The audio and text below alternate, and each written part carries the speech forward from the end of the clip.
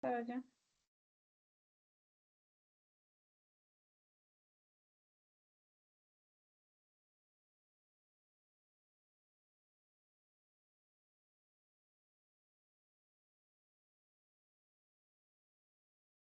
Pero espérenme porque necesito compartirles con audio o si no, ahorita me pone problema acá el audio. Compartir con audio. Listo. Muy bien. ¿Están viendo la pantalla?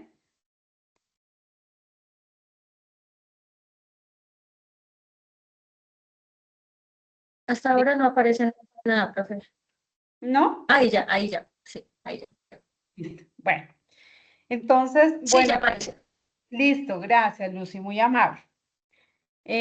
Los saludo muy especialmente. Hoy nos encontramos en la sesión número 3 de la competencia transversal de derechos fundamentales, siendo hoy lunes 23 de febrero 7:09, damos inicio a nuestra sesión en línea.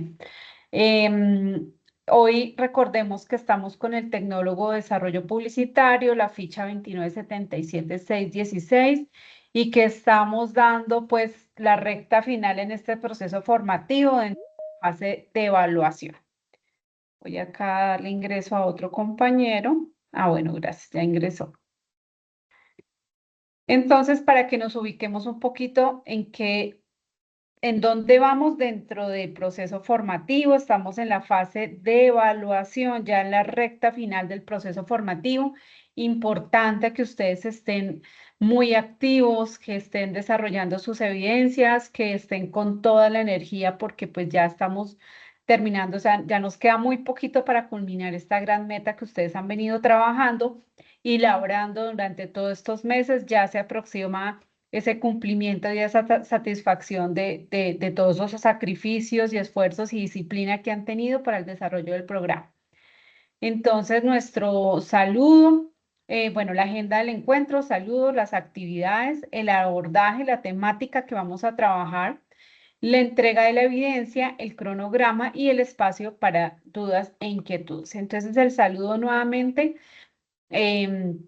Es pues motivarlos, darles la bienvenida a esta vigencia 2026 de su programa de formación, de su tecnólogo en desarrollo publicitario. Les deseo los mejores éxitos en su proceso. Ya como les decía ahorita, culminando, es importante que no perdamos la energía ni el entusiasmo con el que ustedes han venido trabajando, porque sí, en esta recta final, pues es importante que ya tengamos todo el cumplimiento de las evidencias. De la competencia de derechos fundamentales, aquí quiero hacer como un recorderis que se denomina ejercer derechos fundamentales en el trabajo en el marco de la Constitución Política y los convenios internacionales. Hagamos un recorderis rápidamente de cuándo inició la competencia. Esto nos va a permitir ubicarnos un poquito dentro de lo que nos queda ya para terminarla.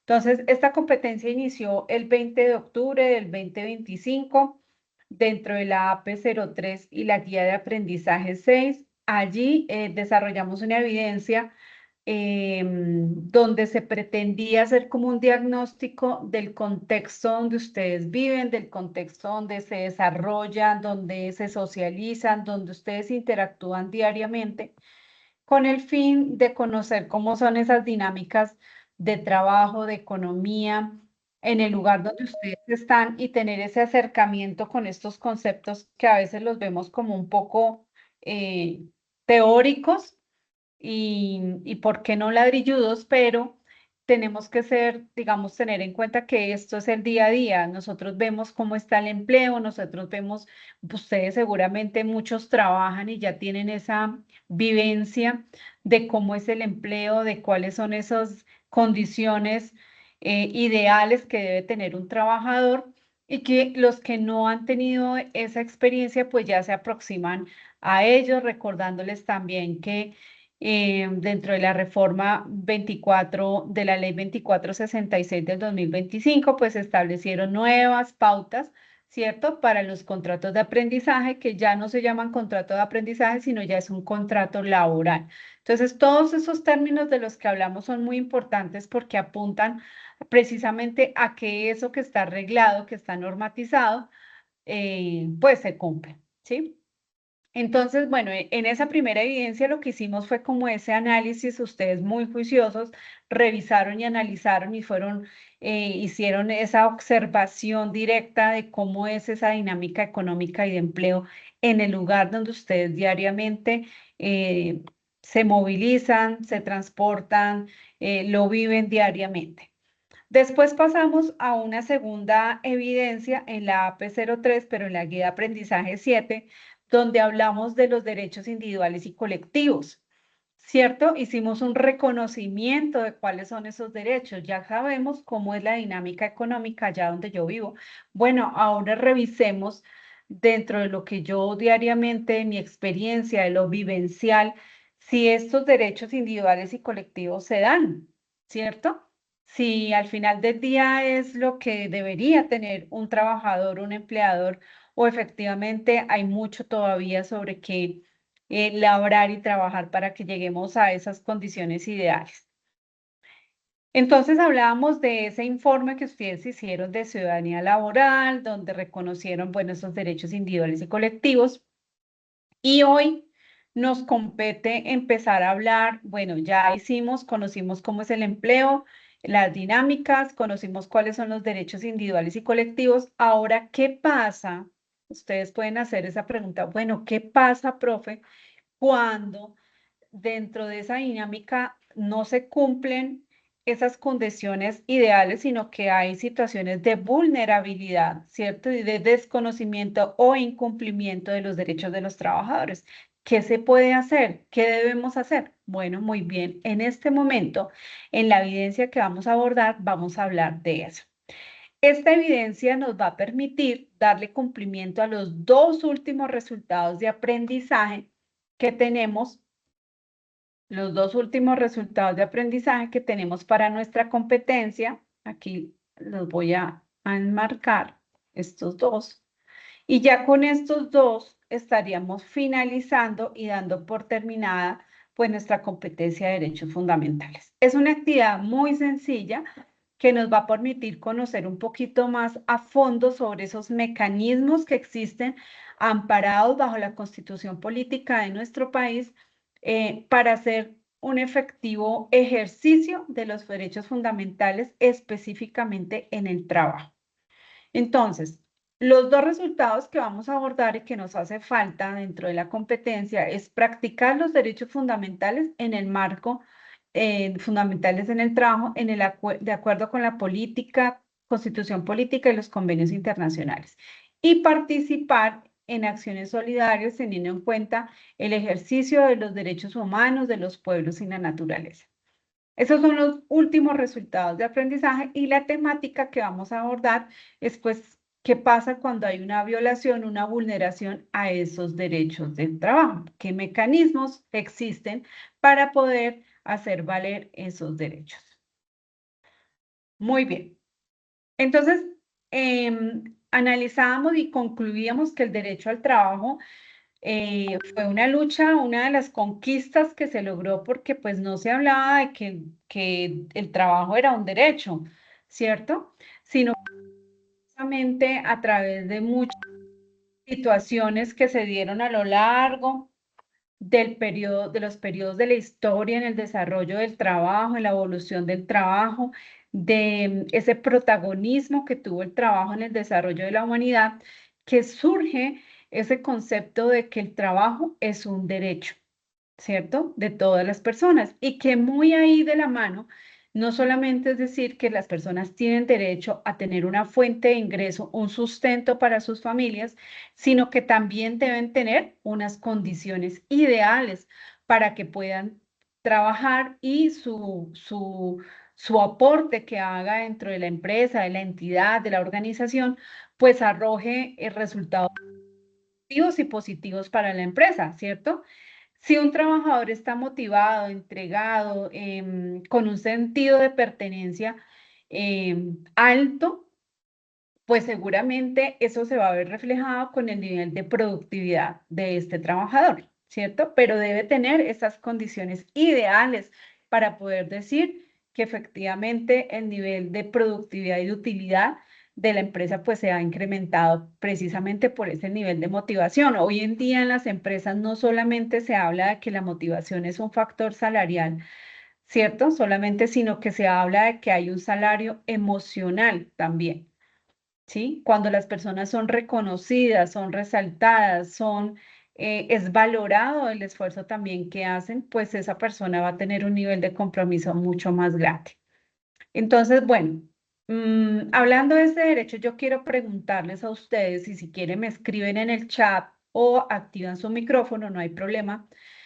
Quisiera preguntarles cuáles ustedes consideran puede ser una violación a los derechos del trabajo, teniendo en cuenta lo que hemos visto. ¿Cuál puede ser una violación de derechos de trabajo? ¿Qué creen ustedes?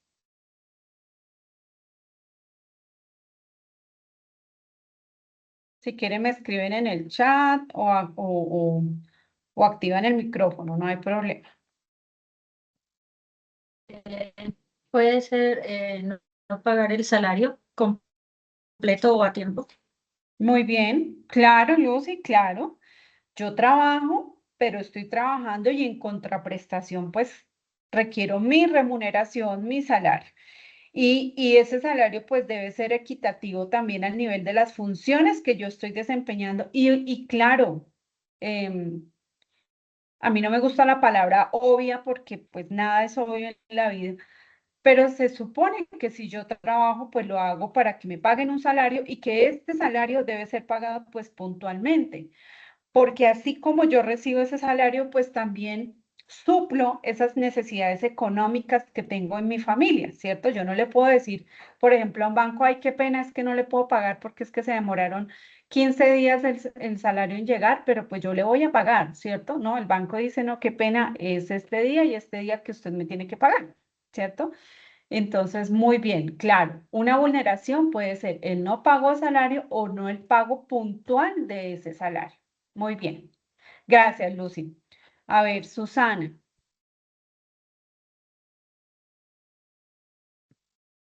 ¿nos escuchas?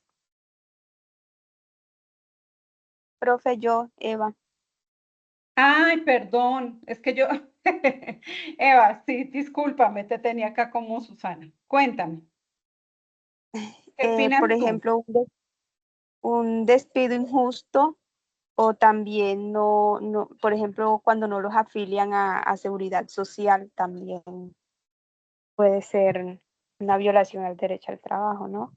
Claro que sí, Eva, perfecto. El no pago de la seguridad social. Recordemos que la seguridad social son derechos irrenunciables, ¿sí? O sea, si la persona diga, no, es que no quiero que me pague la pensión, deme más bien esa platica y no me la pague, pues esa persona perfectamente más adelante puede ir a la oficina de trabajo y decir, no, mire, es que no me pagaron pensión. Y va el empleador, no, pero es que ella me dijo que no se lo pagara. No, qué pena, usted tiene que pagárselo, ¿sí? Porque son derechos irrenunciables. La seguridad social siempre no es negociable, no es que me pague una parte que la otra sí, sino que debe pagarse la totalidad. Y recordemos que cuando hablamos de seguridad social, estamos hablando de salud, pensión, ARL, es decir, riesgos laborales y subsidio familiar cuando aplique. ¿Listo? Muy bien. ¿Quién más? ¿Quién más por aquí? Camilo, creo que no se desconectó. Bueno, listo. Vamos a mirar, les voy a compartir aquí un videito para que revisemos qué podemos hacer cuando también hay una vulneración de derechos. Entonces voy a compartirles aquí este videito.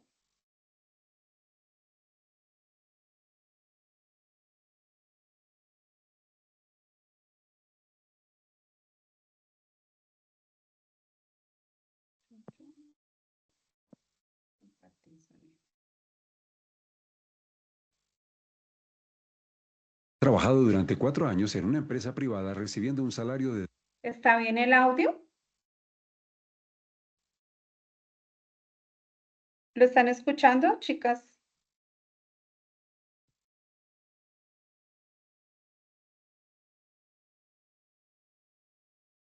¿Me confirman si lo escuchan el audio? Sí, señora. Ok, perfecto.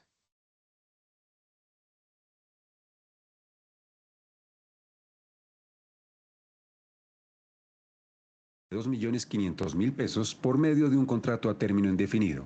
La empresa no le pagaba su pensión y ARL. Ante esta situación, Juan se acercó a la Dirección Territorial del Ministerio del Trabajo de la ciudad para dar a conocer su caso. El Ministerio del Trabajo realizó una inspección a la empresa y comprobó que estaba incumpliendo el pago a seguridad social de los trabajadores. El Ministerio del Trabajo impuso una multa y dio a conocer a los trabajadores los derechos laborales que tienen al prestar sus servicios a una organización. Las trabajadoras y trabajadores tienen derecho a un salario justo y equitativo, que debe ser suficiente para cubrir sus necesidades básicas y las de su familia. Derecho a la seguridad social. Esto incluye salud, pensión y riesgos laborales. Derecho a la estabilidad laboral. Significa que los trabajadores con contrato a término indefinido no pueden ser despedidos sin una causa justa. De lo contrario, tienen derecho a una indemnización. Derecho a la libertad sindical. Tienen derecho a afiliarse a un sindicato y participar en actividades sindicales, sin que esto afecte su relación laboral con el empleador. Derecho a la negociación colectiva. Este es un derecho que les permite negociar colectivamente con su empleador las condiciones laborales, salariales y de trabajo.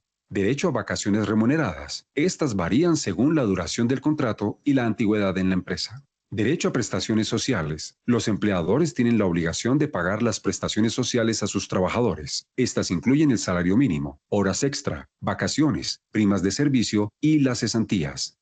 Calzado y vestido de labor o dotación. Este es un pago en especie que el empleador hace al trabajador o trabajadora cada 4 meses y corresponde a un par de zapatos y un vestido completo adecuado a la tarea que desempeñe.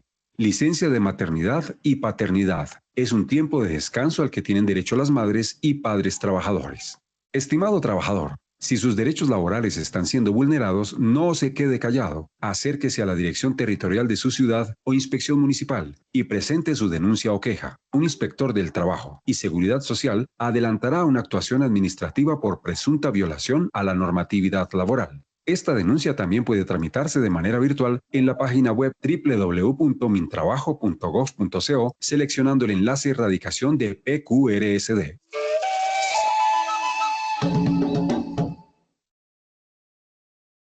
Bueno, entonces recordemos que nosotros en todo el territorio nacional, hay unas oficinas, existen las oficinas que son las territoriales del Ministerio de Trabajo. Esas oficinas precisamente son, digamos, una posibilidad de que cada trabajador, cuando vea vulnerado su derecho, puede acercarse a esas oficinas territoriales del Ministerio de Trabajo. Recordemos que el Ministerio de Trabajo es ese ente máximo que vigila, supervisa, orienta, asesora todos los temas relacionados con el trabajo, tanto de empleadores como de trabajadores, ¿cierto? Es como el que está ahí supervisando. Entonces, cuando hay una posible vulneración de los derechos, un incumplimiento de esos derechos de trabajo, cualquier persona, cualquier trabajador puede acercarse al Ministerio de Trabajo para poner en conocimiento y a través de la asesoría del inspector determinar si hay una vulneración y pues llamar después a una posible conciliación, digamos como primera medida. Muy bien. En este sentido, a nivel internacional, a nivel territorial, existen unos sistemas de protección a los derechos humanos y también pues a los derechos específicamente del trabajo. Hay una entidad que ustedes ya han escuchado que se dedica precisamente a ejercer esas normas, a establecer esas normas que deben regir todo el tema de cumplimiento de derechos del trabajador, no solamente en nuestro país, sino a nivel mundial. Entonces, una de estas entidades que se encarga de velar y hacer esas normas internacionales del trabajo, denominadas NIT, es la OIT, la Organización Internacional al Trabajo.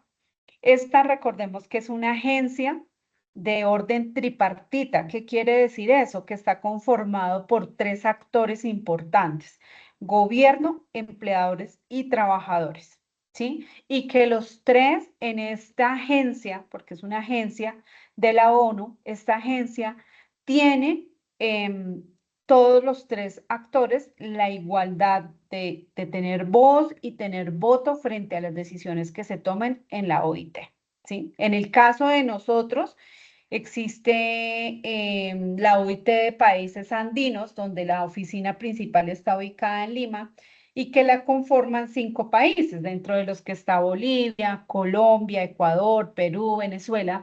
Hacemos parte de esa oficina de países andinos de la OIT, ¿sí? Entonces tenemos también ahí un espacio, un escenario donde se divulgan y se adoptan y se promulgan pues esas buenas prácticas que se deben tener cuando hablamos del trabajo, de las condiciones dignas del trabajo. En ese sentido, pues la organización crea unas normas y dentro de esas normas, por ejemplo, están los convenios 98 y 87 que hablaba de la libertad sindical, de la negociación colectiva, que recordemos que dentro de la evidencia pasada, de la sesión pasada, hablamos que son derechos colectivos, que son derechos que tienen los trabajadores también de unirse, de agruparse, de asociarse en pro de los intereses generales, no individuales, sino generales, donde se logre una negociación sana que no perjudique tampoco a la empresa, pero que beneficie también esas condiciones de los trabajadores. Entonces, esto sale, esas normas, y que nuestra constitución política dice que cada trabajador puede organizarse sindicalmente, siempre y cuando exista un número mínimo de 15 personas, se puede. Entonces, ese artículo de la Constitución no nace porque alguien venga tan bonito que esto suena como chévere. No, esto tiene una base normativa y legal y viene pues de la OIT, donde dice que hay un convenio donde se le da la posibilidad a los trabajadores de unirse, agruparse, hacer negociaciones colectivas en pro de pues esas condiciones dignas y decentes que deben tener los trabajadores. Al igual también está el convenio 100. Este convenio 100 hace énfasis de lo importante que es tener pues condiciones de seguridad y salud en el trabajo, ¿cierto? Que todas las empresas hoy en día deben tener un programa de seguridad y salud en el trabajo donde se busque precisamente en primera medida promover y conservar el bienestar, la integridad del trabajador. Que existan unas jornadas laborales que tengan unos periodos de descanso para que efectivamente el trabajador tenga un equilibrio entre su salud física, psicológica y el trabajo. Que existan salarios equivalentes a la labor que yo estoy desempeñando, al nivel de cualificación que yo tengo. Eso está contemplado dentro de las normas internacionales del trabajo en el convenio 100. También nos habla de la no discriminación en el convenio 111, donde hace énfasis especial a que existan las mismas condiciones de trabajo para todas las personas, sin importar género, condición, raza, condición política, no, o sea, todos tenemos que tener la misma posibilidad de tener un empleo y de generar ingresos para nuestras familias.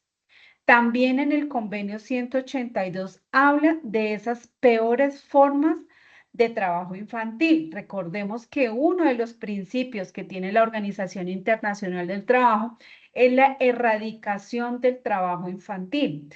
Pero en este convenio específico 182 habla de esas peores formas que existen en que se emplean o se contratan a los menores de edad, ¿cierto? A los niños, niñas y adolescentes, teniendo en cuenta que ellos son sujetos de protección especial del Estado. Muy bien.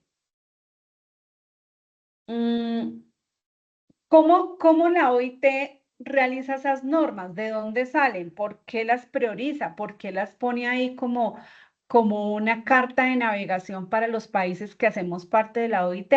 ¿Quién decide eso? ¿Por qué lo ponen ahí? Claro, para allá vamos. La OIT tiene un paso a paso de cómo elabora esos convenios. Entonces, ustedes acá lo ven en pantalla.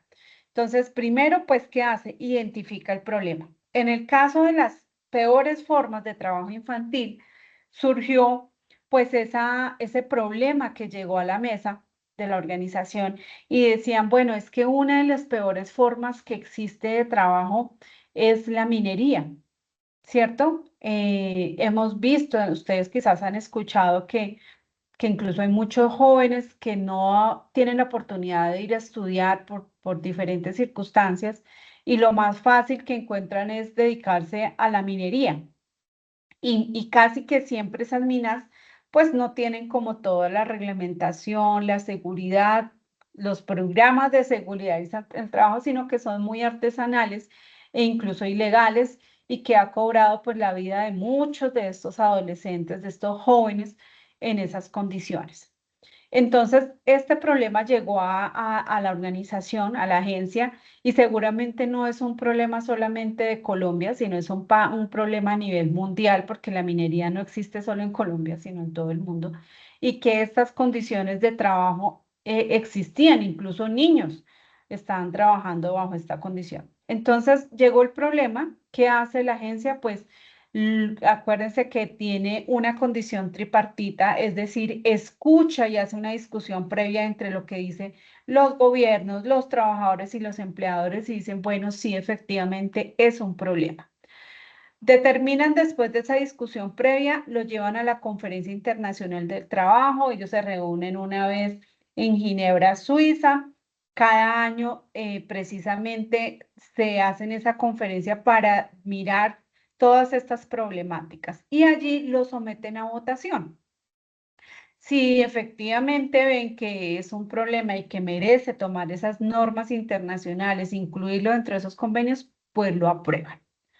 Una vez aprobado, no quiere decir que el país al que pertenece, hace parte de la OIT, diga, ah, bueno, lo aprobaron y bueno, yo como país, como Colombia, ¿qué hago? O sea, sí, lo aprobaron. No, el país que esté interesado en aplicar esta norma internacional, pues debe ratificar, ¿cierto? Los países ratifican la aceptación de ese convenio. ¿Y eso qué implica para el país que lo ratifica? Pues implica que va a tener un seguimiento y que también va a tener una supervisión, pero también una asesoría por parte de la OIT, donde va a poder implementar esas buenas prácticas y esas políticas que busquen, en este caso del ejemplo que hablamos, las peores formas, erradicar las peores formas de trabajo infantil, ¿sí? Dentro de las cuales está la minería, la mendicidad y otras que surgen en nuestra sociedad, ¿cierto? Que no deberían estar, pero que pues hacen parte y que cada país debe velar porque esas condiciones no se den. A nivel nacional, ¿cómo funciona en nuestro territorio?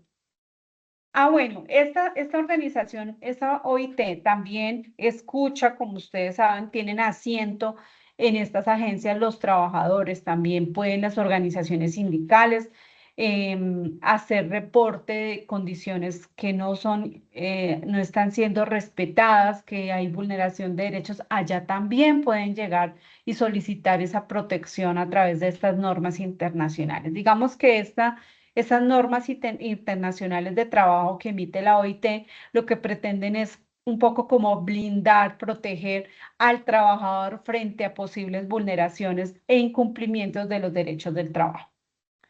¿Cómo funciona en nuestro país? Entonces, en nuestro país también existen unos mecanismos de protección de los derechos fundamentales del trabajo, pero también de otros derechos que hacen parte de los que titulamos derechos fundamentales, dentro de los que está la salud, la educación y otros tantos. En el caso de nuestro país, pues habla de que existen unos mecanismos importantes. Dentro de ellos está, en primer momento, digamos, el derecho de petición, que es como esa primera opción que debe tener todo trabajador o ciudadano en presentar alguna solicitud respetuosa a alguna entidad, que puede ser de interés general o particular para tener una pronta solución frente a una petición, queja o reclamo que se presente, ¿sí? Está estipulado en el artículo 23 de la Constitución Política. Hablamos de que el derecho de petición, recuerden que todas las personas pueden presentar un derecho de petición. Ay, no, es que yo no sé hacer un derecho de petición, entonces me tocó ir a pagarle a un abogado para que me lo hiciera. Bueno, pues cada persona es libre de hacerlo. Sin embargo, un derecho de petición no hay necesidad que lo haga un abogado. ¿Listo? Dentro del material de formación que ustedes tienen en la plataforma Sayuna, en derechos fundamentales, allá está depositado donde iniciamos nuestra competencia ya en la AP03. Ustedes pueden dirigirse a la AP03. De hecho, los invito porque la actividad que vamos, la evidencia que vamos a hacer pues necesita que ustedes consulten ese material formativo. Entonces, allá en la AP03, en la última unidad, en el último módulo, habla sobre estos mecanismos y trae ejemplos y unos formatos para hacer derechos de petición y acciones de tutela, que para ustedes les puede servir en cualquier momento de la vida. Quizás de pronto no en el trabajo, pero de pronto sí alguna solicitud por algún tema de salud o por algún tema del colegio, de la universidad, bueno, qué sé yo. Pero ahí tienen ustedes unas herramientas muy valiosas y es un formato y es muy clarito de cómo se debe hacer un derecho de petición. ¿Listo? Entonces están en material formativo. Los invito para que lo consulten.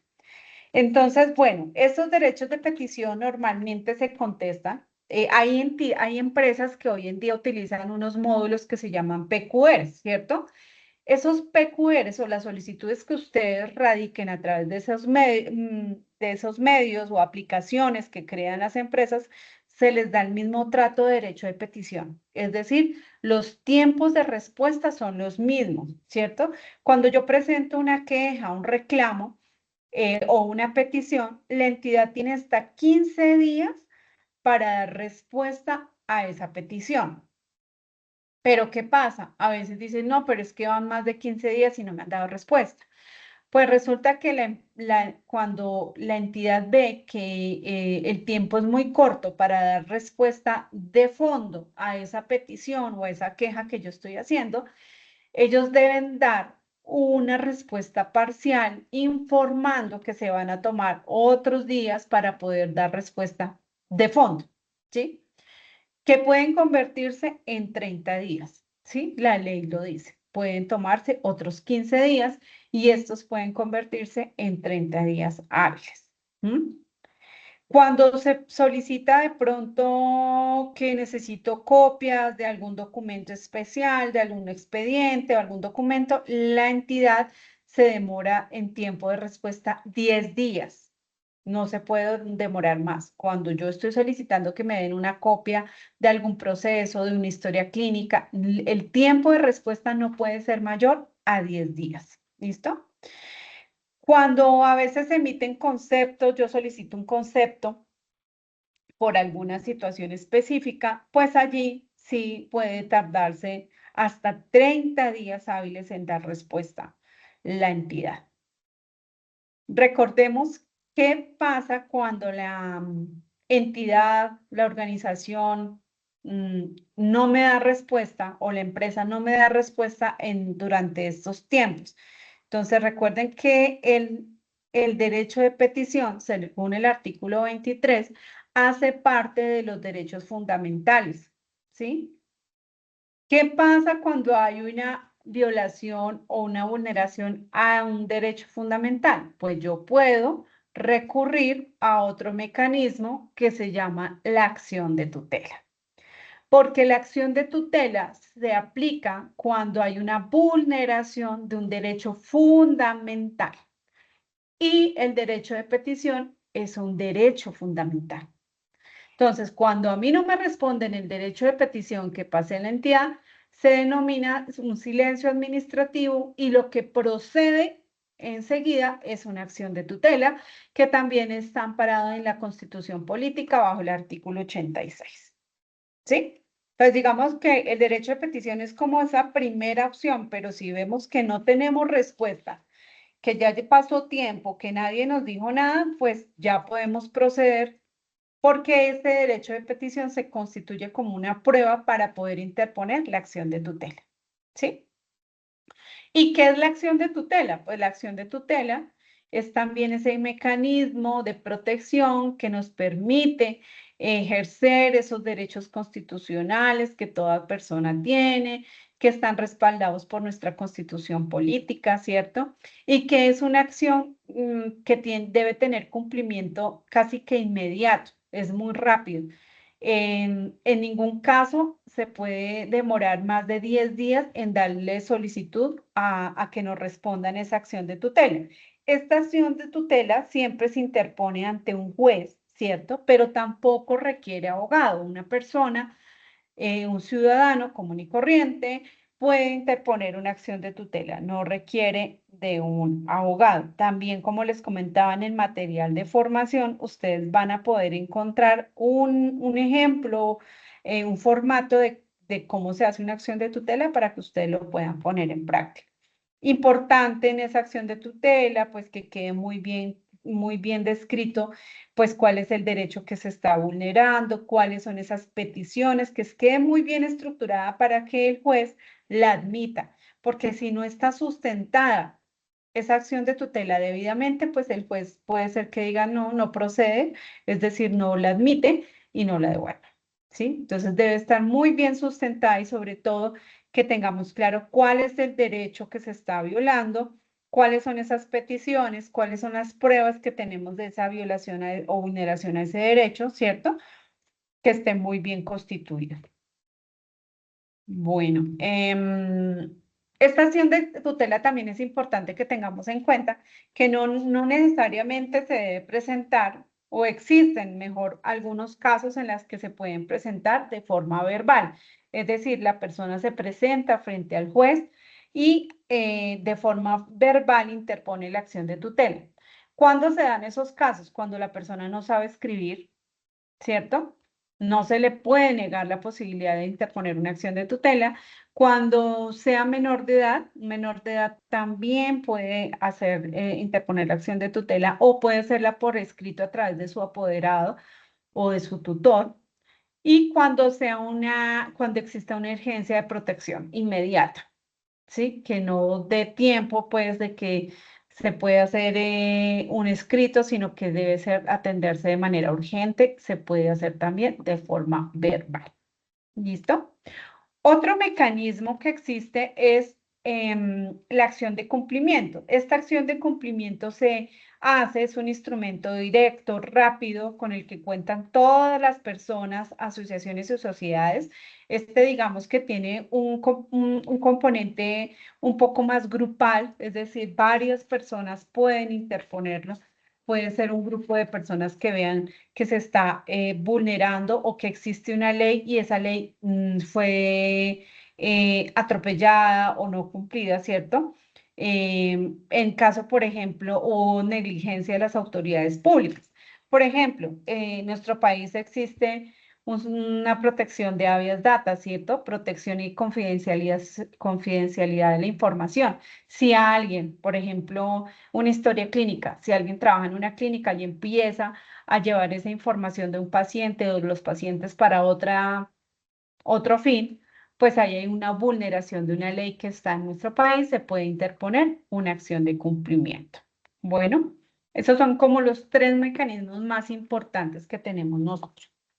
Listo, chicos. Ahora vamos a hablar de la evidencia que nos compete en este momento para nuestra última temática y actividad de aprendizaje de la competencia de derechos fundamentales. Entonces acá, por favor, súper concentraditos.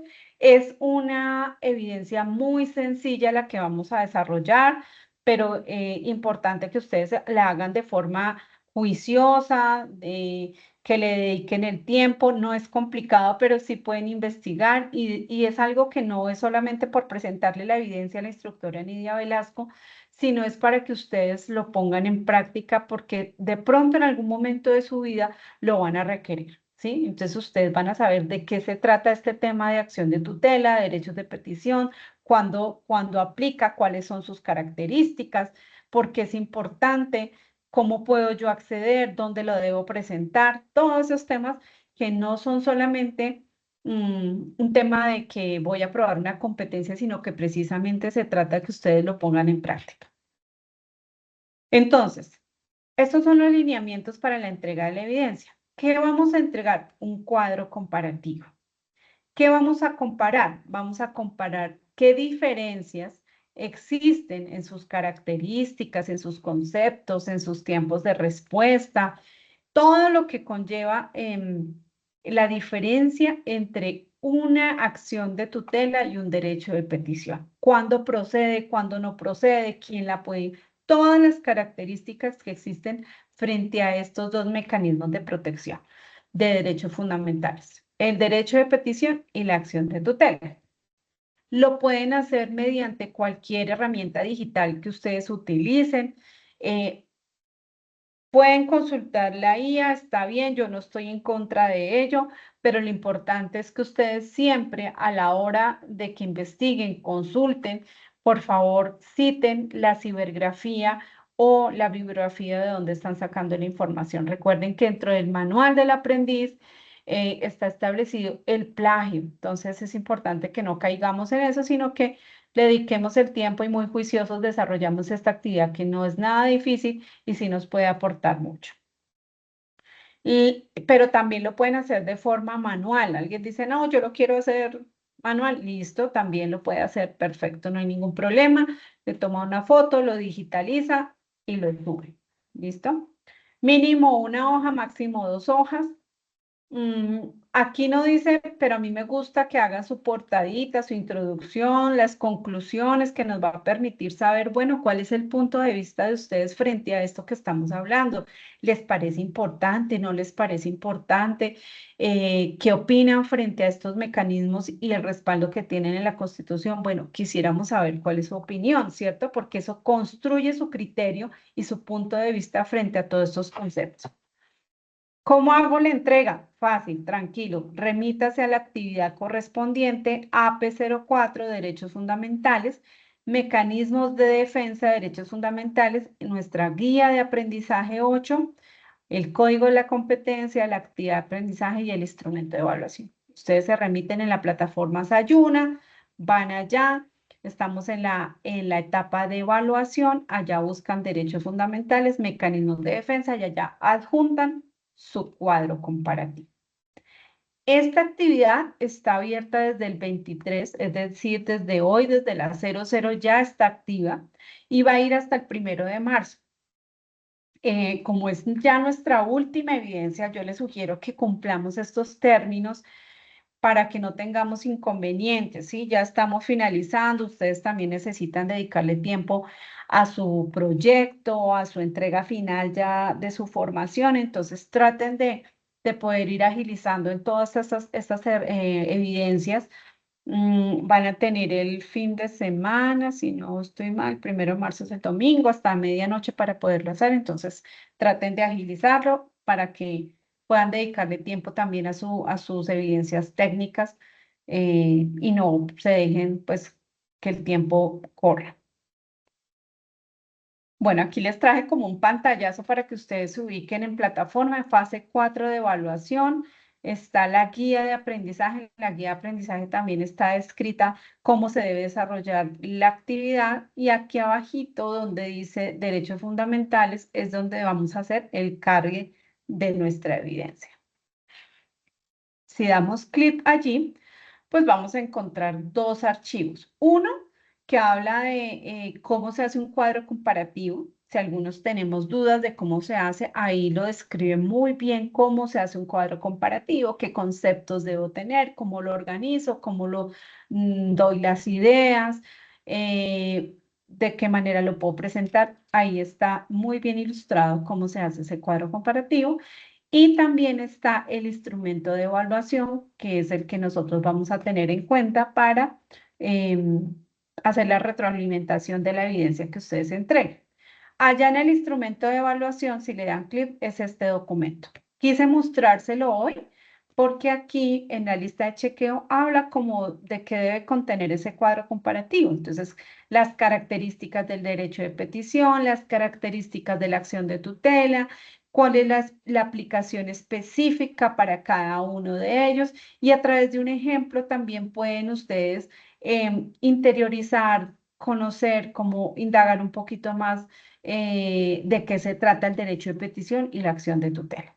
¿Sí? Digamos que esto es lo que vamos a tener en cuenta para revisar y que ustedes aprueben la evidencia del cuadro comparativo. ¿Listo? Bueno, chicos, voy a abrir el espacio para dudas e inquietudes, o chicas. Entonces, voy a escuchar si tienen alguna inquietud, si la evidencia fue clara, la explicación fue clara de lo que debemos hacer, por favor me confirman. Lucy, ¿quedó clara la evidencia? Eva, Ferney. Ninguna pregunta, profe, está claro. ¿Sí? Listo, Lucy, perfecto. Eva, ¿quedó clara la evidencia? Sí, profe, totalmente claro. Gracias. Bueno, a ti, gracias. Ferney, no sé si tengas dudas o quedó clara para ti la evidencia.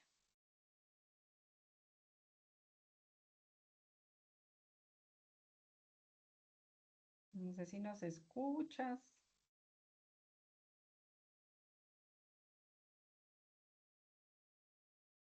Bueno. Entonces, chicos, nuevamente los invito a que muy juiciosos se entreguen. Han estado entregando las evidencias de la fase de ejecución. Listo, Ferne, gracias.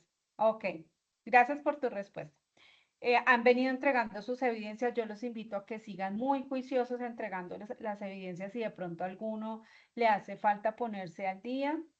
Y esta última, que es muy sencilla, es el cuadro comparativo, que ustedes lo pueden consultar el material también ahí en Sayuna. Está el material formativo de todo lo que tiene que ver con derechos de petición y acción de tutela, más profundamente para que también lo conozcan, para que se apropien de los conceptos y también a través de ejemplos puedan tener un mejor conocimiento acerca de esta temática que es tan importante. Entonces, si no hay más dudas, inquietudes, preguntas, sugerencias, entonces les deseo un feliz descanso. Nuevamente invitarlos a que le metan todo su proceso formativo. Ya estamos muy cerquita de ese proyecto, ya finalizar su formación, su etapa lectiva. Entonces de una vez los felicito. Y los invito a que sigan cumpliendo con sus evidencias. Entonces les deseo una feliz noche, un feliz descanso. Cualquier duda que tengan, también se pueden comunicar conmigo. Estoy ahí presta para brindarles la orientación que requieran. Entonces, muchísimas gracias y feliz noche.